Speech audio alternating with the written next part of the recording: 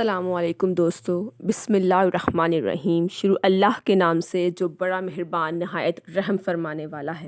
حضرت موسیٰ کے واقعے کے سلسلے میں آج ایک نئی ویڈیو کے ساتھ ہم آپ کی خدمت میں پھر سے حاضر ہوئے ہیں۔ آخری ویڈیو میں ہم نے سلسلہ یہاں پر چھوڑا تھا جہاں ایک مومن مرد حضرت موسیٰ علیہ السلام کے حق میں گواہی دیتا ہے۔ آج ہم دیکھیں گے کہ کیسے مومن مرد کی گواہی کے بعد بھی فرعون اپنی حرکتوں سے باز نہیں آتا، اور پھر فرعون کے قوم کے اوپر اللہ نے کیسے 5 مختلف عذاب نازل کیے کہ شاید یہ لوگ ہدایت پکڑیں۔ آخر تک دیکھیے گا تاکہ آپ جان سکیں کہ فرعون کی قوم پر اللہ نے کون کون سے عذاب نازل فرمائے۔ آئیے ویڈیو کا آغاز کرتے ہیں۔ جب فرعون کی قوم میں سے ایک مومن آدمی نے اعلان حق کیا اور دلائل کے ساتھ حضرت موسیٰ کی حمایت میں گفتگو کی تو فرعون کے پاس اس کی باتوں کا کوئی جواب نہیں تھا۔ اس کے باوجود فرعون نے اپنی قوم کو مطمئن کرتے ہوئے کہا کہ میں جو کچھ دیکھ رہا ہوں میں اسی کے مطابق تمہیں رائے دے رہا ہوں۔ کیا تم نہیں دیکھ رہے کہ مصر کی حکومت میرے ہاتھ میں ہے اور تم یہاں کتنی پرسکون زندگی گزار رہے ہو؟ اس حوالے سے سورہ الزخرف میں آیات 51 تا 54 میں اللہ پاک بیان فرماتے ہیں، اور ایک دن فرعون نے اپنی قوم کو پکار کر کہا، اے میری قوم، کیا مصر کی بادشاہت میری نہیں ہے؟ اور یہ نہریں جو میرے محلات کے نیچے بہہ رہی ہیں کیا تم لوگوں کو نظر نہیں آتی؟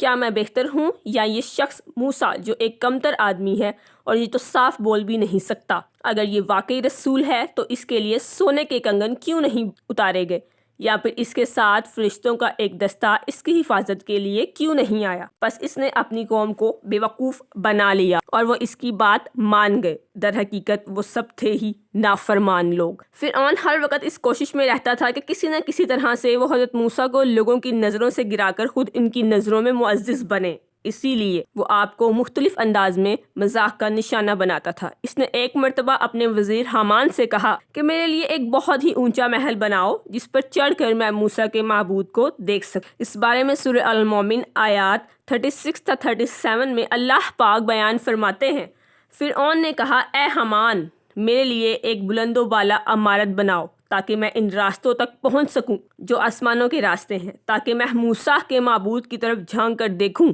اور میں تو اسے جھوٹا ہی سمجھتا ہوں۔ اور اس طرح فرعون کی نظروں میں اس کے برے اعمال خوبصورت بنا دیے گئے اور اسے سیدھی راہ سے روک دیا گیا، اور فرعون کی چال کو تو ناکام ہونا ہی تھا۔ اس کے علاوہ قرآن پاک میں سورہ القصص آیت 38 میں اللہ پاک ارشاد فرماتے ہیں، فرعون نے کہا، اے سردارو، میں تو اپنے علاوہ تمہارا کوئی معبود نہیں جانتا۔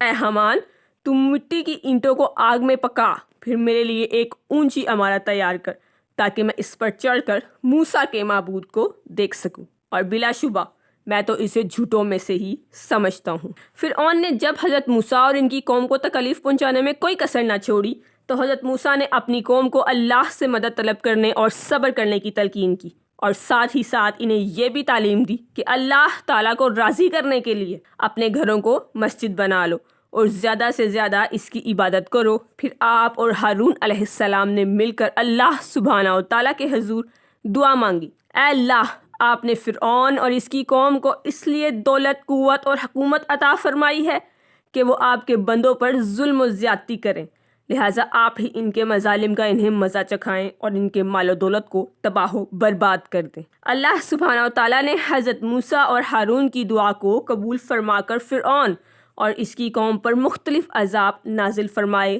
تاکہ وہ سیدھی راہ پر آ سکے۔ اس بارے میں سورہ الاعراف آیات 130 تا 132 میں اللہ پاک ارشاد فرماتے ہیں، اور بلا شبہ ہم نے آل فرعون کو کئی سال تک قحط سالی اور پھلوں کی پیداوار میں کمی کے ذریعے آزمایا تاکہ وہ نصیحت حاصل کریں۔ پھر جب ان پر خوشحالی آتی تو وہ کہتے کہ یہ تو ہمارے مقدر میں لکھی ہوئی تھی، اور جب انہیں کوئی بدحالی پیش آتی تو کہتے کہ یہ موسیٰ اور ان کے ساتھیوں کی نحوست کی وجہ سے ہے۔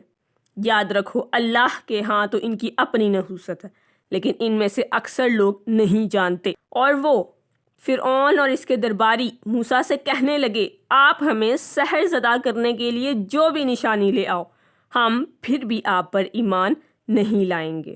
جب فرعون اور اس کی قوم سرکشی میں مبتلا ہو گئی تو اللہ رب العزت نے ان پر عذاب نازل فرمائے۔ سب سے پہلے قحط آیا۔ فرعون اور اس کی قوم کے باغات میں پھلوں کی کمی ہو گئی، لیکن بجائے اس کے کہ وہ نصیحت حاصل کرتے، انہوں نے حضرت موسیٰ پر ہی الزام عائد کر دیا کہ یہ آپ اور آپ کے ساتھیوں کی وجہ سے مصیبت آئی ہے۔ پھر جب ان پر طوفان آیا، کئی دن تک مسلسل ان پر بارش برستی رہی۔ قوم فرعون کے گھروں میں پانی جمع ہو گیا، مگر بنی اسرائیل کے گھر اس سے محفوظ رہے۔ پھر ٹڈیوں کا عذاب آیا۔ ٹڈیوں نے قبطیوں کے باغات، کھیت اور ہر قسم کی سبز چیزیں چاٹ لیں، مگر بنی اسرائیل کا کوئی نقصان نہ ہوا۔ 7 دن تک مسلسل قبطی اسی عذاب میں مبتلا رہے۔ پھر جوؤں کا عذاب آیا جو قبطیوں کے خون کو چوس رہی تھی۔ لوگوں کے لیے کھانا پینا، سونا اور آرام کرنا مشکل ہو گیا۔ پھر اللہ تعالیٰ نے مینڈکوں کا عذاب نازل کیا۔ کھانے پینے کی چیزوں میں بھی مینڈک ہی مینڈک نظر آنے لگے۔ پھر خون کا عذاب آیا۔ قبطیوں کے استعمال کا سارا پانی خون بن گیا۔ جب بھی ایک عذاب آتا تو وہ حضرت موسیٰ سے درخواست کرتے کہ آپ اللہ سے دعا کریں کہ یہ دور ہو جائے، ہم بھی مومن بن جائیں گے۔ مگر جب حضرت موسیٰ کے دعا مانگنے سے اللہ وہ عذاب ٹال دیتے تو وہ دوبارہ سے سرکشی کرنے لگتے۔ اس حوالے سے سورہ الاعراف آیات 133 تا 135 میں اللہ پاک بیان فرماتے ہیں، پھر ہم نے ان پر طوفان، ٹڈیوں، جوؤں، مینڈک اور خون کا عذاب الگ الگ واضح نشانیوں کے طور پر بھیجا۔ پھر بھی انہوں نے تکبر کیا اور وہ بڑے مجرم لوگ تھے۔ اور جب ان پر کوئی عذاب آتا تو وہ کہتے، اے موسیٰ، آپ اپنے رب سے ہمارے لیے دعا کریں، جیسے کہ اس نے آپ سے دعا کی قبولیت کا عہد کر رکھا ہے۔ اگر آپ ہی عذاب ہم سے دور کر دیں تو ہم آپ پر ضرور ایمان لے آئیں گے اور بنی اسرائیل کو بھی رہا کر کے ضرور آپ کے ہمراہ روانہ کر دیں گے۔ پھر جب ہم ان سے ایک مقررہ وقت تک جس تک انہیں پہنچنا تھا اس عذاب کو ہٹا لیتے تو وہ اسی وقت عہد شکنی کرنے لگتے۔ اس کے علاوہ سورہ الزخرف آیات 46 تا 50 میں اللہ پاک بیان فرماتے ہیں، اور ہم نے موسیٰ کو اپنی نشانیاں دے کر فرعون اور اس کے درباریوں کی طرف بھیجا۔ موسیٰ نے کہا، میں تمام جہانوں کے رب کی طرف سے بھیجا ہوا رسول ہوں۔ پھر جب موسیٰ نے ہماری نشانیاں ان کے سامنے پیش کیں تو وہ ان کا مذاق اڑانے لگے، اور ہم انہیں جو بھی نشانی دکھاتے تھے وہ پہلی نشانی سے بھر کر ہوتی تھی۔ اور جب انہوں نے ہماری نشانیوں کا انکار کر دیا تو ہم نے انہیں عذاب میں مبتلا کر دیا تاکہ وہ اپنی حرکتوں سے باز آ جائیں۔ اور انہوں نے موسیٰ سے کہا، اے جادوگر، اپنے رب کی طرف سے جو منصب تجھے حاصل ہے اس کی بنا پر ہمارے لیے عذاب اٹھا لینے کی دعا کرو، ہم ضرور سیدھی راہ پر آ جائیں گے۔ پھر جب موسیٰ کی دعا پر ہم نے ان پر سے عذاب ہٹا لیا تو وہ فوراً ہی اپنی بات سے پھر گئے۔